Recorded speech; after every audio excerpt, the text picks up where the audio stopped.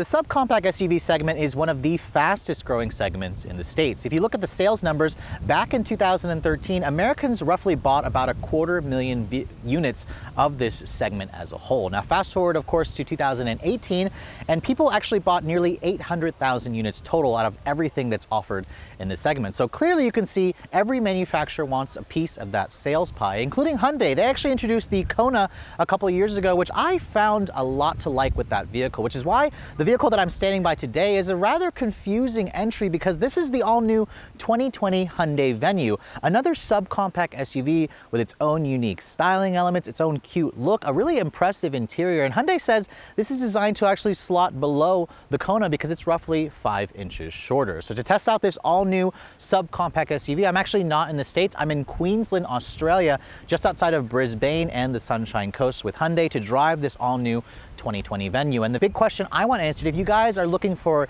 a brand new car that doesn't blend into the crowd, should you put this brand new Venue at the top of your list? That's what we're here to find out.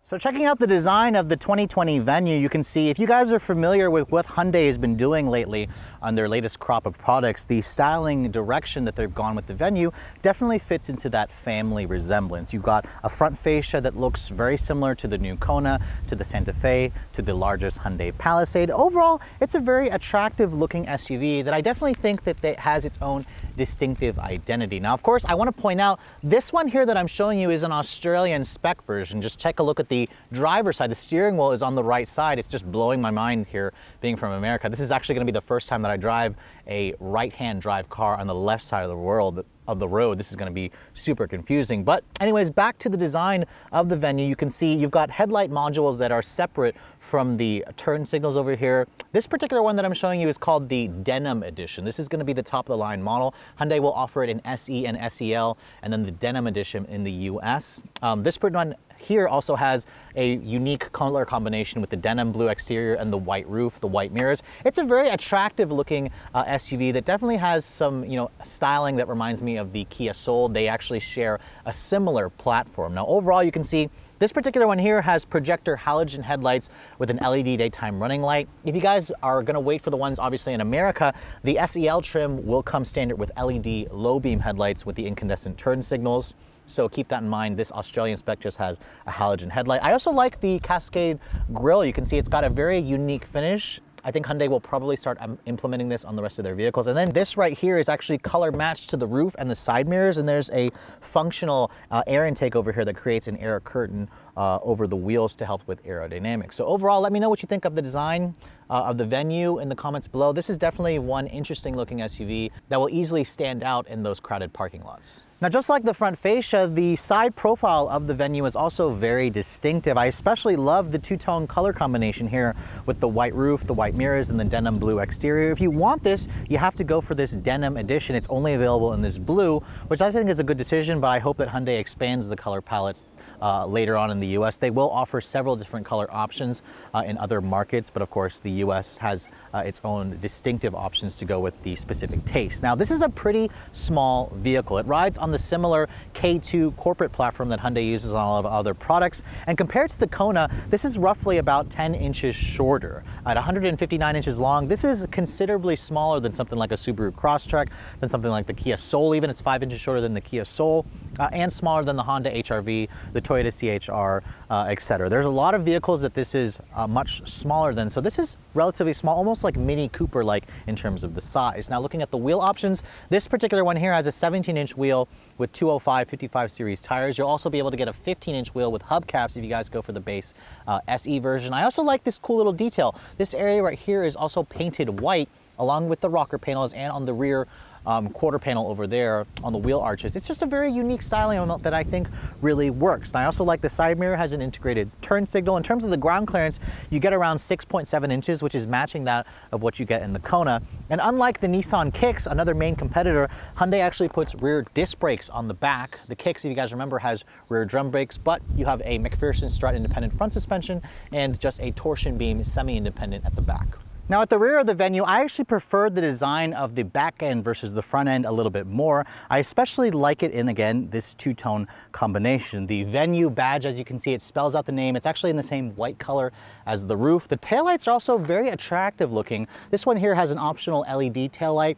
Where you also have an incandescent turn signal, incandescent brake, reverse lights, but the actual taillight assembly, the brake lights are LED. This to me kind of reminds me a little bit of like a Mini Cooper, but maybe a little bit more attractive. I think it's a very good angle of the car when you look at it from the rear. Also, you can also see the white accents are carried over into the lower fascia over here. You have well-integrated parking sensors. And of course, this 1.6 badge, I imagine, will not be coming to the States. I probably think that there'll be an SEL badge instead, but we won't know for sure until Hyundai starts actually producing the ones built in America. Now, this is an SUV, so you're probably wondering what the cargo capacity is like. Now, surprisingly, for such a small car on the outside, the Venue offers a pretty good amount of space in the cargo area. Hyundai says you get around 18.7 cubic feet of space, which is actually about the same as what you get in the Kona, which is about 10 inches longer. So very good amounts of space. This is slightly less than what you're going to get in like a Honda Civic hatchback, but the same as what you're going to get in like a Volkswagen Golf or a Mazda 3. Now the seats also fold down 60/40 to expand the cargo area, and there's also some clever features back here in the cargo area as well. Now, obviously there's a cargo cover that this one has. You can take the cargo cover off over here, and Hyundai allows you to basically slide it in against the seat back if you want to move this out of the way. And this floor over here, if you look underneath it, there's actually a temporary spare tire. But if you'd like, you can see where the floor is right now. You can actually take this cover out and put it on the lower section of the floor. And that actually will expand the cargo capacity, and it makes it even deeper. So that's really clever features. When you fold everything down, Hyundai says you get around 31 cubic feet of space. That is less than what you get in the Kona, which offers about 45 cubic feet of space. All right, so moving on to the interior. Damn it. Wrong side. All right, so once I figured out the correct driver's side to actually get into, let's move on to the interior of the 2020 Venue. The first thing I want to show you guys, here is the key fob for the vehicle. As you can see, it looks like a Volkswagen key, but with the Hyundai buttons. It actually has the switchblade design.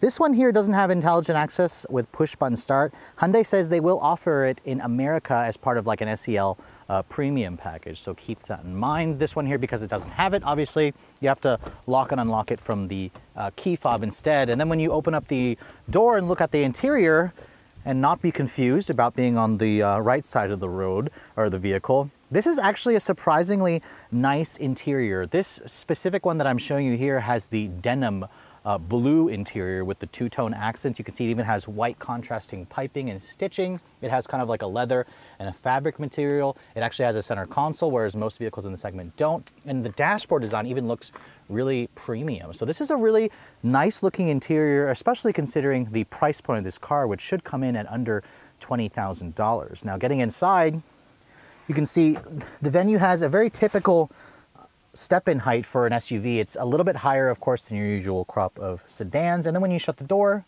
it has a surprisingly solid thunk to it. So again, inexpensive car, but you really wouldn't know it when you get into this interior, especially when you look at the denim blue option. Now again, switchblade key. You gotta stick the key in the ignition, which I'm super confused right now. Turn the key traditionally. You can see the gauges look relatively nice. You have this 8-inch touchscreen, actually standard.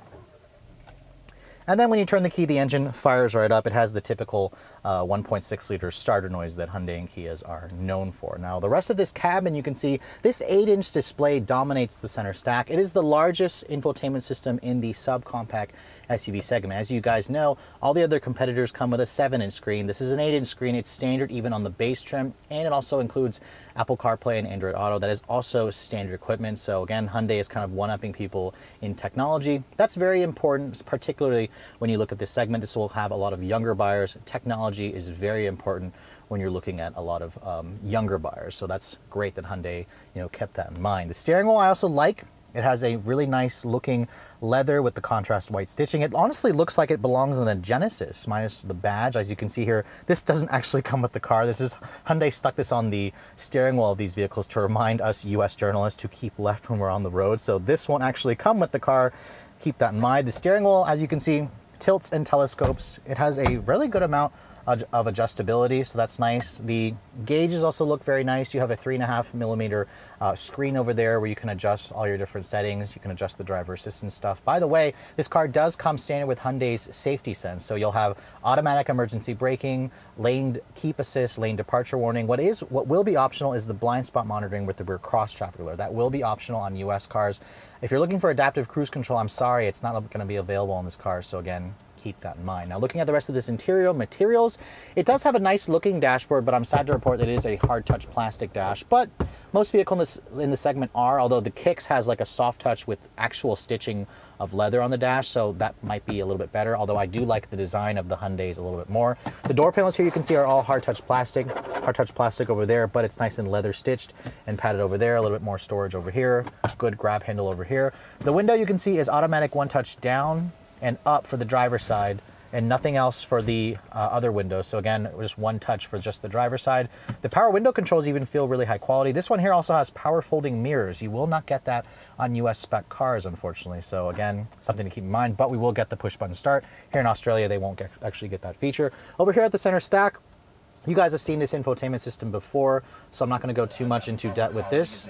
The volume knob, as you can see, is on this side where it's actually larger than the tuning knob, so that's something to remind people that this is a little bit different. You can see it does include embedded navigation system. I'm not entirely sure the US spec cars will offer an embedded navigation system. Hyundai, I believe, may. We'll have to wait and see whenever they decide to bring this car, or when this car decides to come to market at the end of the year. When you put the vehicle into reverse, you can see it does give you a backup camera where it has distance and trajectory. It also has parking sensors, so that's something to keep in mind. This system here, the GPS looks fine. The Apple CarPlay looks good. When you actually go to the radio settings here, going over here to radio, you can see it's the typical way it looks, where it has AM, FM. Although there's no satellite radio here in Australia, you can scan your favorites over here. It's a slightly different look versus what I see in America, so that's surprising. I didn't really expect that, but it's overall, this is the Hyundai BlueLink telematics system. Now, I also like the simplicity of this. It's got traditional buttons, which are well labeled. You have a single zone automatic climate control. There's a nice area here where you can put your phone with 2 USB ports. No wireless charging, though. I think Hyundai should consider offering that. And then down here, you can see very traditional shifter for the 6-speed automatic here in Australia, but it'll be an IVT, a CVT in America. Very traditional gate with a manual shift mode. No paddles on the wheel. Instead, you have the manual mode there. There's the parking sensor off switch over here, some empty buttons. And then over here, you can see there's your drive mode selector. You have a choice between eco, normal, and sport. And then if you kick it over, hit the traction button, you can go to snow, mud, and sand.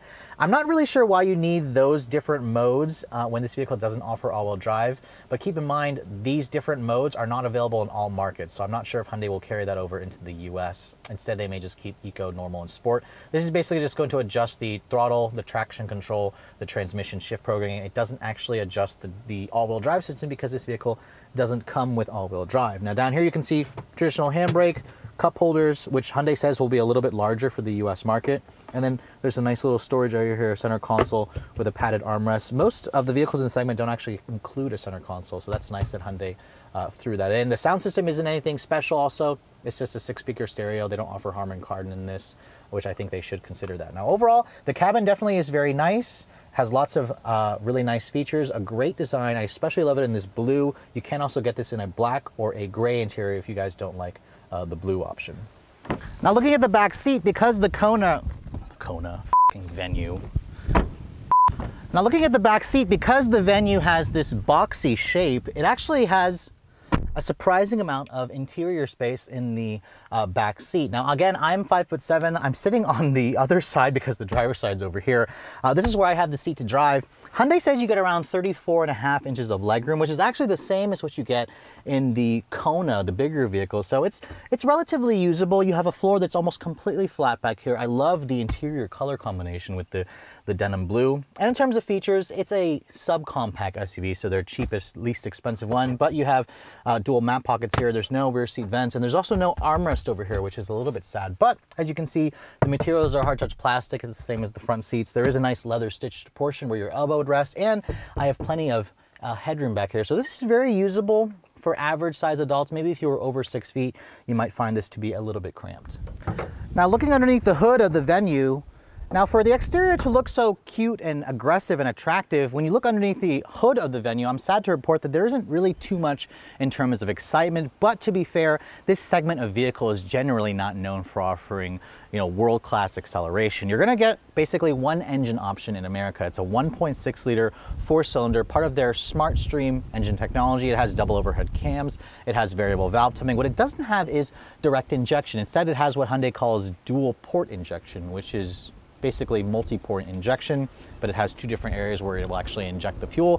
It makes 121 horsepower and 113 pound-feet of torque. Now, I should put out that those numbers are technically an estimate. Hyundai says when this vehicle gets closer to the on-sale date, they'll have updated figures, but they're confident it should be around 121 horsepower. Now, that is not much power at all, but it's roughly the same power as you're going to get in the Nissan Kicks and the Ford EcoSport. Now, this particular one here is paired with a 6-speed automatic transmission because it's an Australian model. In the US, it'll instead be replaced with their IVT, their Intelligent Variable Transmission. So it's a CVT. Hyundai did the change in America because it gets better gas mileage. They're claiming it should get around 32 mpg. Now, those of you who want a manual, you can still get the Venue with a 6-speed manual transmission on the base SE.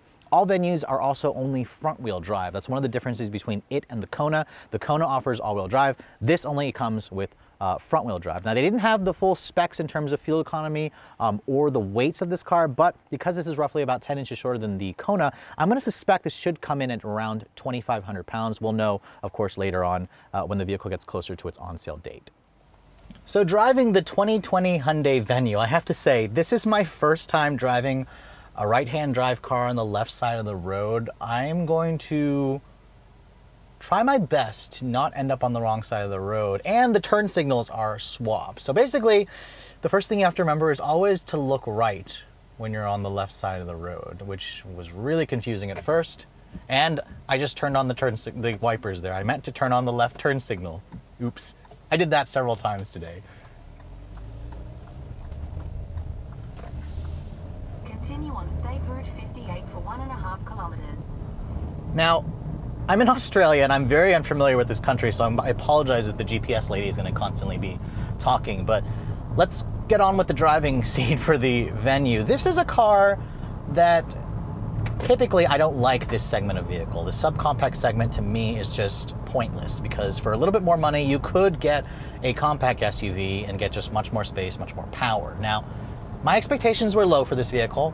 I am pleasantly surprised with how well the Venue does drive. Now remember, this car is inexpensive, so it has a semi-independent twist beam suspension at the back, independent McPherson struts at the front, and it's an SUV, but it actually drives very well. It has very communicative steering that's light, it's quick, it's communicative for what it is, but when you start attacking some corners in the Venue, it actually doesn't have very much body lean at all.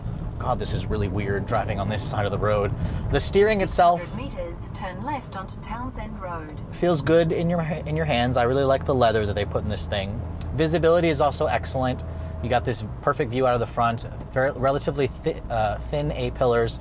It's a box, so it's a good view out of the back. The driver assistance in this vehicle, the lane keep works relatively well, but I found that it annoyingly would beep sometimes. I wish you could turn off the beep. And I just turned on the wipers again. Sorry about that. I'm gonna go left here. Left turns are kind of like right turns. It's just opposite. Put my foot down here. Turn right onto Ocean View Road.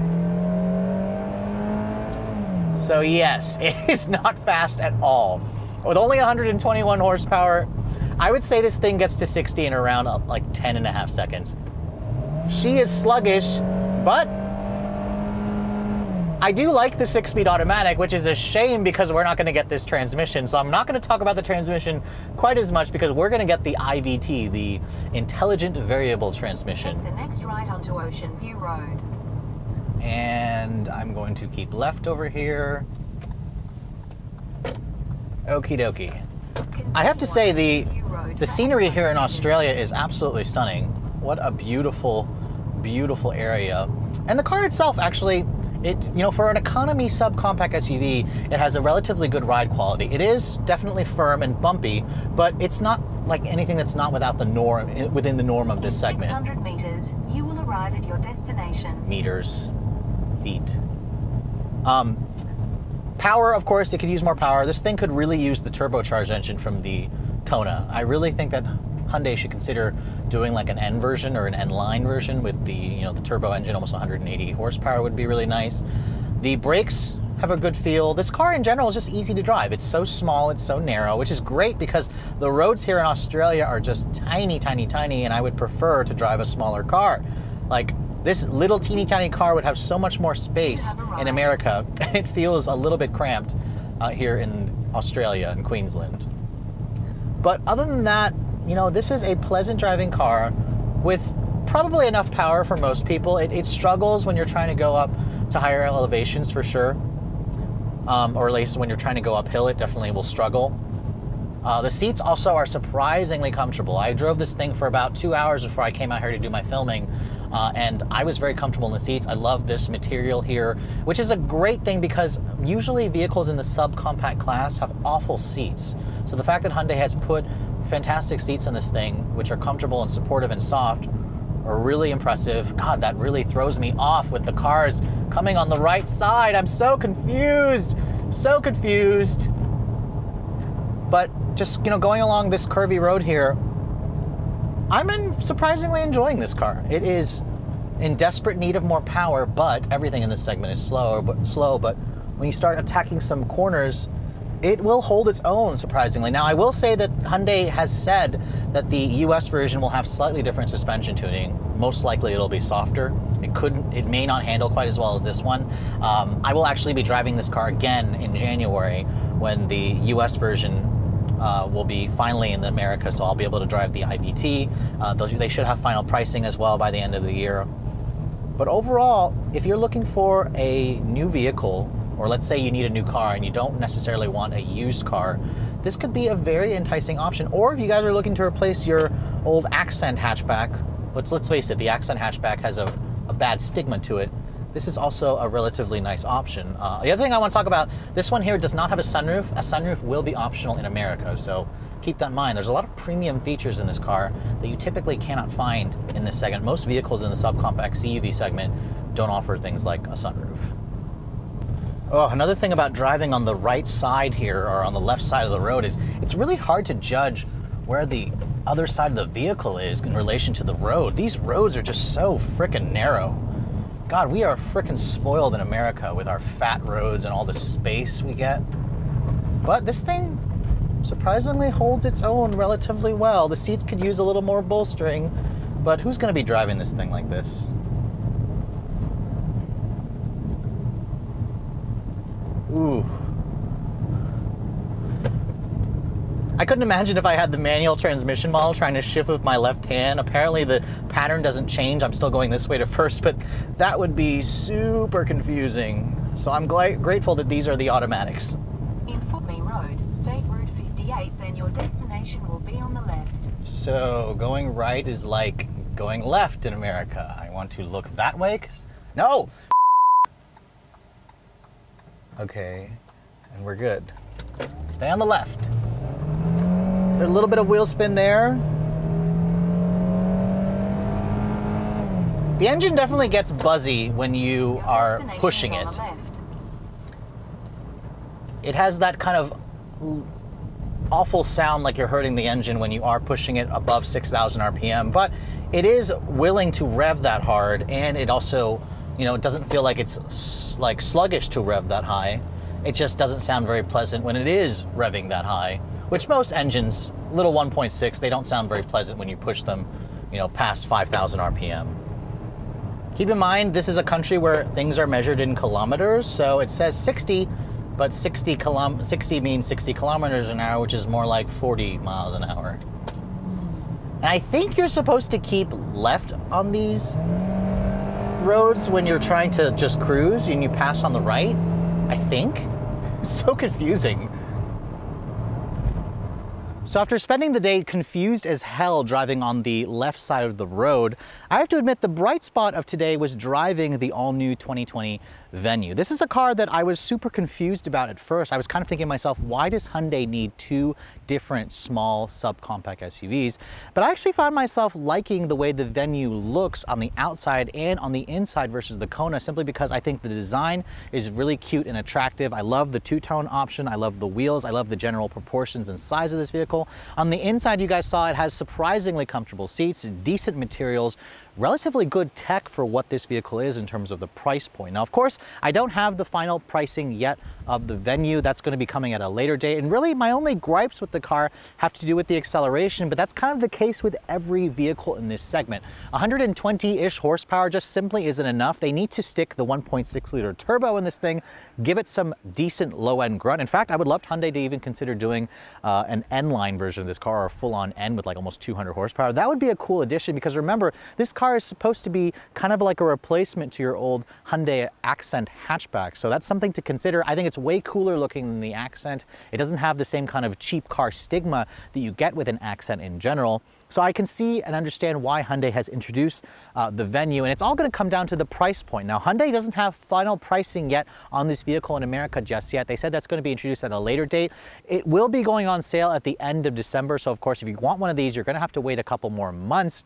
But I'm going to estimate that it's going to start in between the pricing of a Kia Soul and the Hyundai Kona. The Kona starts at around $20,000 for the base SE with front-wheel drive, while the Kia Soul starts at around $17,500. Remember, size-wise, this is about 10 inches shorter than the Kona, 5 inches shorter than the Soul. So I'm going to say this car is going to start around the $18,500 mark, maybe 19 grand. That would put it right along the lines of the Nissan Kicks. That's currently the least expensive of these small SUVs, and it also doesn't feel relatively cheap when you're driving it. The Kona definitely has that same vibe, but I would argue that the interior is nicer. I like the design of this a lot more versus the Kicks. And really, if you guys are looking for a new car, this is definitely going to be a tempting option against a lot of used cars. Remember, a lot of you have probably started buying used cars because new cars have gotten so expensive. And this is exactly the reason why the Venue exists, because Hyundai saw where people are buying used cars for under $20,000. And what they want to do is they want to offer a brand new car with a 10-year, 100,000-mile warranty where no one else has driven it for around that same price point. Now, of course, I'm not going to be able to do an RPM rating on this car because I'm here in Australia and this isn't even a US spec version. So when I finally get one of these in America, I'll be sure to do an updated review, maybe even compare it to the Nissan Kicks future comparison test. But with all that said, I hope you guys have enjoyed my full overview on this 2020 Hyundai Venue. If you're also looking to see the latest cars I'm testing, be sure to follow me on Instagram at redline_reviews, like us on Facebook, and as always guys, please keep subscribing to the Redline Reviews YouTube channel for all the latest reviews. Thank you so much for watching. I'll catch you all in the next video.